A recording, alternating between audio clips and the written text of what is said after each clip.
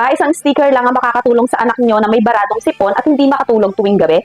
Yes, totoo po at tama yung narinig nyo. Isang sticker lang ang kailangan. Itong sticker ni Stop Nose Stick-Ons ni Tiny Buds. Ito, nilalagay lang siya sa damit, sa unan, or kung baby pa nga siya, pwede sa swaddle niya kung saan naaamoy ni baby. Kasi ito is safe for all ages, long-lasting na rin siya, natural ingredients yung ginamit, at gentle din yung scent niya. Nakalagay din dito, no more achoo, so makakatulong talaga ito sa mga may sipon or clogged nose.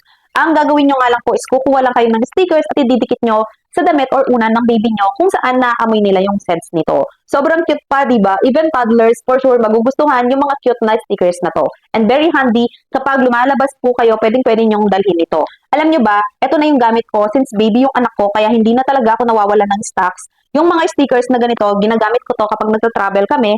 At sa bahay, itong kanilang oil yung ginagamit ko. Itong oil na to kasi lagi siyang out of stock. Pero kung nakikita nyo na may stock na to at nasa yellow basket natin, nakukuha ko sa inyo, i-avail nyo na dahil sobrang helpful nito sa mga mami na kagaya ko na nahihirapang magpatulog ng baby every time na may ubo at sipon yung mga anak nila. Ayun lamang, sana nakatulong. Bye!